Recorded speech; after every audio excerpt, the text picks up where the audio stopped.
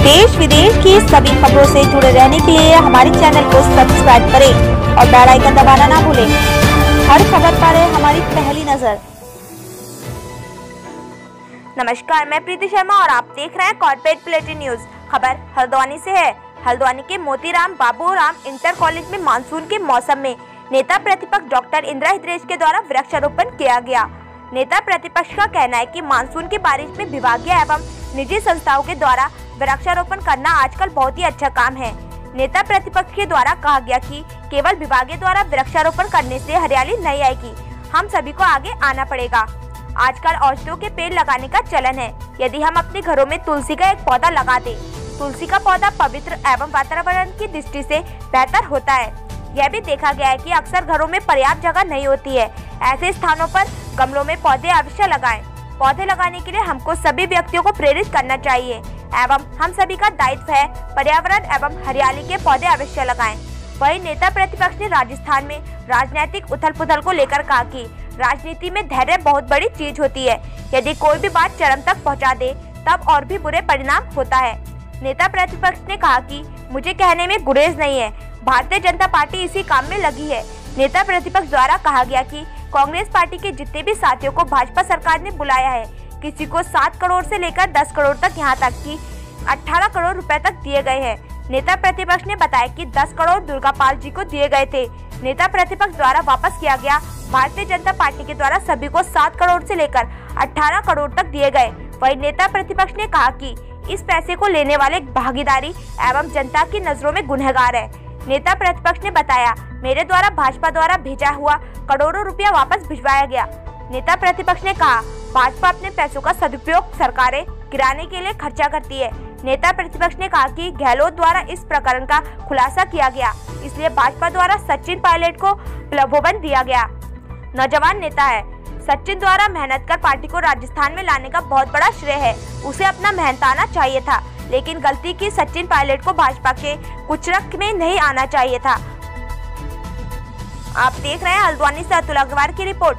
फिलहाल खबरों में इतना ही। बाकी खबरों के लिए देखते रहिए कॉर्पोरेट बुलेटिन न्यूज। नमस्कार। आज हम खड़े हैं मोतीलाल बाबूराम इंटर कॉलेज में। आज स्कूल परिसर में नेता प्रतिपक्ष डॉक्टर श्रीमती इंदिरा हृदयेश के द्वारा हरेले पर्व के उपलक्ष्य में वृक्षारोपण किया गया। उससे पहले माननीय नेताजी के द्वारा सरस्वती माँ की पूजा अर्चना की गई और साथ ही फिर वृक्षारोपण कार्यक्रम संपन्न किया गया। मैं reporter Atul Agrawal, corporate bulletin, Haldwani से। देखिए, हरेला पर्व पर हमारी सरकार ने, विशेषकर हरीश रावत की सरकार ने बहुत काम किए थे। एक तो जो उत्पाद पहाड़ी हैं उनका प्रयोग भी बढ़ाया, उनके गुण भी बताए। तो पहाड़ी उत्पादों की मार्केटिंग करने में हरीश रावत ने सबसे अच्छा काम किया और उसी से लोग जाने और अब उनको मंगाते भी उस अनाज को और खाते भी हैं। तो ये सही है, वो बहुत लाभकारी हैं। उनमें आयरन से लेके सभी तत्व पाए जाते हैं। सही हुआ, यहाँ तक कि जापान में उनके बिस्किट बनाने के लिए भी मंगाया गया। सामान जो बहुत सस्ता बिकता था वो महंगा होने लगा। तो ये काम करना चाहिए। जो पहाड़ी उत्पाद है उनका पैसा कैसे मिले, इस पर चिंता। उनके फलों का पैसा कैसे मिले, उन फलों के क्या गुण है, इसका प्रचार हम सबको करना चाहिए। और ये काम सर्वाधिक अपनी सरकार में हरीश रावत ने किया, उसके लिए मैं उन्हें बधाई देती हूँ।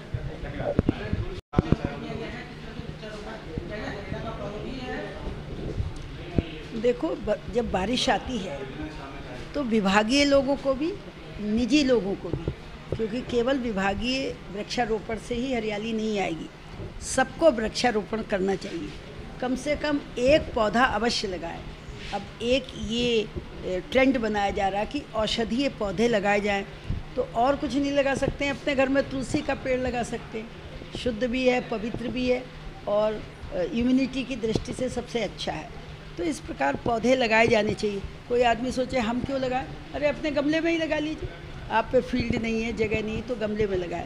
पौधे लगाने के लिए इसके द्वारा प्रेरित किया जाना चाहिए और हम सभी का ये दायित्व है कि पर्यावरण की दृष्टि से और स्वास्थ्य की दृष्टि से अपने शहर, अपने नगर, अपने इलाके में पेड़ लगाएं। देखिए, जो कुछ भी है सत्ता में धैर्य किया जाता है। अब बहुत सारी बातें हैं, हम लोग भी पब्लिक लाइफ में हैं, हम सोचते हो हमारे साथ कहीं अन्याय हुआ, अब उस अन्याय को अगर चरम तक पहुंचा दोगे तो फिर और ज़्यादा बुरा होता है। ये सही बात है, इसमें भारतीय जनता पार्टी पूरी तरह लगी हुई है। मुझे तो ये कहने में इसलिए भी कष्ट नहीं है, हमारे यहाँ से जो लोग गए 7 करोड़ तो मिनिमम मिला हर एक, क्योंकि किसी को 10 करोड़ भी मिला, 18 करोड़ का ऑफर भी था मंत्री प्रसाद नैथानी को, दुर्गा पाल जी को भी था 10-12 करोड़ का ऑफर, तो हर एक को पैसा था। मैंने तो रखा हुआ पैसा 81 लौटाया। 7 करोड़ तो हर एक को मिला, जितने गए उसमें मिनिमम 7 करोड़ के तो भागीदार सब हैं, गुनाहगार भी सब हैं, लेकिन 10 से लेके 18 करोड़ भी दिया गया। तो भारतीय जनता पार्टी अपने पैसे का सदुपयोग सरकारें तोड़ने में करती है। गहलोत ने ये चीज़ पकड़ ली और इसीलिए उनके साथ उन्होंने इसको जो हमारा अध्यक्ष रहा सचिन पायलट, उसे भी प्रलोभन दिया होगा। अब नौजवान है, उत्साही भी है, ये सही है, उसने बड़ी मेहनत की थी सरकार लाने में, तो उसे मेहनत का मुआवजा चाहिए था। पर एक ही चूक की, भारतीय जनता पार्टी के कुचक्र में नहीं फंसना चाहिए था। मुझे लगता वो उसमें फंस गया और अति तक चले गए, उसका ये दुष्परिणाम हुआ। उसके लोग और उनको भारी सजा भुगतनी पड़ी।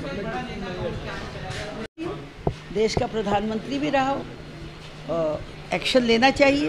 कांग्रेस की ये कमी रही, वो एक्शन नहीं लेते हैं, और लेते हैं तो देर से लेते हैं। पहली बार उन्होंने एक्शन जरा जल्दी ले लिया है, अब आगे जो होगा, अब भी भाजपा और मिलकर वो कर रहे हैं, लेकिन संख्या बल कहाँ से लाएंगे? सरकार बनाने के लिए 101 व्यक्ति चाहिए, तो वो जुटा पाना उनके लिए मुश्किल है।